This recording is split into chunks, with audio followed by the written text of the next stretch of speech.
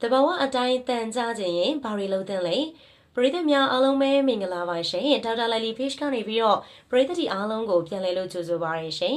တန်ကြစီတောက်ပါဆိုရင်မိုးရင်းကြီးမို့မတောက်ချင်ဘူးလူကြီးတွေကမလိုဘူးဆိုပြီးတော့ပြောတတ်ကြပါတယ်တကယ်ကသူတို့ကတန်ကြစီတောက်ဖို့ကြောက်နေကြတာပါတန်ကြစီတောက်ဖို့လိုသလားဆိုတာကိုအရင်လေ့လာကြည့်ရအောင်ပါတန်ကောင်တုတ်ကောင်နေဆိုတာပုံတရံကိုကဥရားစရာယွန်းစရာကောင်းပါတယ်လူခန္ဓာကိုယ်အတွင်းထဲမှာရှင်သန်မျိုးပွားနေကြတာတွေကိုတွေးကြည့်ရင်တော့စိတ်ပြက်စရာပါပဲဒါတည်းမကပဲသူတို့တွေကဥလန်းချောင်းမှာပဲရှိနေတာမဟုတ်ပါဘူးဒီကပ်ပါကောင်တွေကအဆုပ်အစာလန်းချောင်းနားလန်းချောင်းစတဲ့ခန္ဓာကိုယ်အစိပ်ပိုင်းများစွာထိအောင်ပြည့်နဲ့ရောက်ရှိနေနိုင်ပါတယ်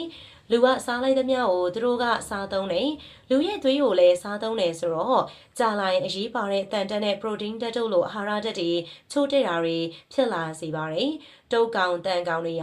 သွေးကြောတွေကိုလည်းဝင်ရောက်နိုင်ပါတယ်ခန္ဓာကိုယ်အနှံ့ကိုသွားလာနိုင်တယ်ဆိုတော့အသေးအဆုံနဲ့အစာအိမ်တို့လိုခန္ဓာကိုယ်ရဲ့ tissue တွေထဲထိုးဖောက်ဝင်ရောက်ပြီးတော့စိုးကျိုးပေးနိုင်ပါတယ်ဥပမာ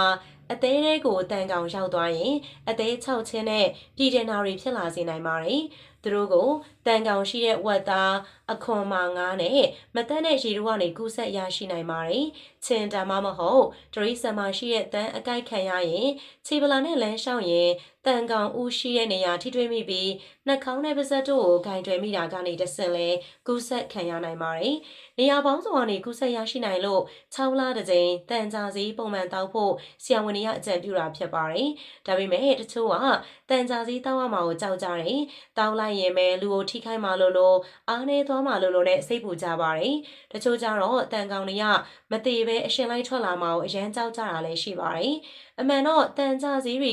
လူအတွက်ဘေးကင်းပါတယ်။တန်ကောင်တွေကိုသာရှင်းလင်းပေးမှဖြစ်လို့ကလေးတွေကိုပါတိုက်လို့ရပါတယ်။ကြောက်စရာတော့မရှိပါဘူး။ဒါပေမဲ့တန်ကြစည်းကြောက်သူတွေအတွက်အဆင်ပြေစေမယ့်အစားအသောက်တွေကိုပြောပြပေးသွားကြပါရရှင်။နံပါတ်1ဖယုံစေးကစိမ့်စိမ့်လေးနဲ့အရသာရှိလို့နှစ်သက်တတ်ကြပါတယ်။ဒါပေမဲ့အဲ့ဒါကအလော်ပြီးသားအသင့်စားဖယုံစေးတွေပါ။သူရဲ့တန်ကြားစေနိုင်တဲ့အာနိသင်ကတော့အစိမ်းစားမှရနိုင်မှာပါတဲ့။အိမ်မှာရွှေဖယုံသီးချက်တဲ့ထားဖယုံသီးအစစ်လေးတွေဖယ်ထားပေါ့။ရေသေးချာစေးပြီးဒီအတိုင်းစားလဲရပါမယ်။တချို့ကတော့ဖယုံစေးကိုကြိတ်အုံတို့ရေလေးနည်းနည်းနဲ့ရေတစ်ခွက်လောက်ရောပြက်ပြက်လေးကိုစားပြီးတော့မှရေတစ်ခွက်တောက်ချပါဆိုပြီးတော့နီးညွန်ကြတာလည်းရှိပါတယ်။နံပါတ်1ကျက်သွန်ဖြူမှာကပ်ပါပိုးတွေကိုနှိမ်နှင်းနိုင်တဲ့ဆာလ်ဖာပါဝင်တဲ့အမိုင်နိုအက်ဆစ်တွေကျွဲဝပါတယ်။ကျက်သွန်ဖြူမှာပါဝင်တဲ့အလီဆန်ဒရပေါင်းကလည်းတန်ကောင်တွေကိုရှင်းလင်းနိုင်ပါတယ်။ဒါပေမဲ့ဒီအာနိသင်ရဖို့သူ့ကိုလည်းအစိမ်းစားရမှာပါပဲ။ကျက်သွန်ဖြူကိုထက်ချမ်းခွဲပြီးတော့စိတ်တာဆင်းတာထောင်းတာလုပ်ပြီးတော့မှအလီဆန်ပိုထွက်ရှိလာမှာဖြစ်လို့ဒီလိုလုပ်ပြီးတော့ခဏလောက်လေးနဲ့ထိတွေ့စေပြီးတော့မှစားပါ။မယန်းသီးထောင်းတို့ပစွန်ကြောက်ထောင်းတို့လိုမြမတလိအတိုင်းစားတာကဒီနည်းနဲ့ကွက်တိပဲဖြစ်ပါတယ်။နံပါတ်3သင်္ဘောသီးကတုတ်ကောင်တန်ကောင်တွေအတွက်ရှင်သန်ရခက်တဲ့ပတ်ဝန်းကျင်တစ်ခုဖန်တီးပေးနိုင်ပါတယ်။အထူးသဖြင့်သင်္ဘောသီးကဘာမှမကုန်ကြပဲဘေးကင်းထိရောက်တဲ့သဘာဝတန်ကြာစည်းဖြစ်တယ်လို့သူတေသီတွေကဆိုပါတယ်။နံပါတ်4ဓမ္မဘက်တီးရီးယားသေစေတယ်မို့ပိုးသေစေတယ်ဗိုင်းရပ်စ်တွေကိုနှိမ်နင်းပေးနိုင်တယ်ဆိုတာတွေကဓမ္မရဲ့အစွမ်းတွေပါဓမ္မရဲ့အာနိသင်တွေထဲမှာကပ်ပါပိုးတွေကိုသေစေနိုင်တဲ့အပြင်အစိတ်အတောက်တွေကိုတန့်စင်ပေးနိုင်တာလည်းပါဝင်ပါတယ်နံပါတ်5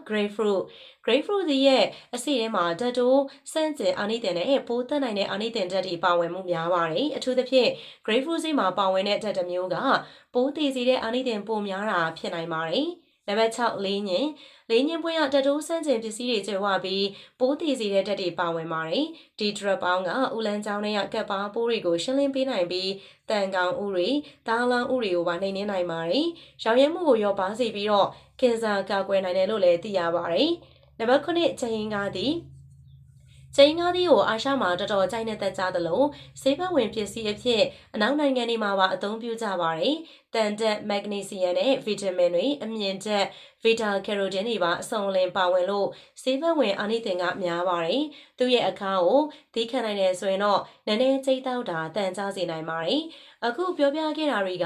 တဘာဝနီအတိုင်းတန်ကြစေမဲ့အစားအစာတွေပါ။သိထားမယ့်အချက်ကတော့တန်ကြစည်းလောက်အာနိသင်မကောင်းပါဘူး။ဒီအစားအစာတွေစားနေပေမဲ့လည်းတန်ကြခြင်းမှကြမှာပါ။တန်ကြဖို့အထောက်အကူဖြစ်ရုံလောက်ပါပဲ။ဒီစားစာတွေကတန်ကြစည်းအစားသုံးလို့ရတဲ့ဆေးလဲ လည်းမဟုတ်ပါဘူးဒါကြောင့်ဒါရီစားပြီးတော့တန်ကြမယ်လို့တော့မတွေးပါနဲ့တန်ကြဖို့ဆိုရင်တော့တန်ကြစီတောင်းမကိုရမှာပါဗီဒီယိုလေးကိုအဆုံးထိလိုက်ပါကြည့်ရှုပေးတဲ့အတွက်လည်းအားလုံးကိုကျေးဇူးတင်ပါတယ်ဒီဗီဒီယိုလေးကကိုယ့်အတွက်အကျိုးတစ်စုံတစ်ရာရှိရဆိုရင် like and share လေးနဲ့အားပေးသွားလို့ရပါတယ်အားလုံးပဲစိတ်ချမ်းသာခြင်းကိုယ်ဤကျန်းမာခြင်းနဲ့ပြည့်စုံနိုင်ကြပါစေရှင်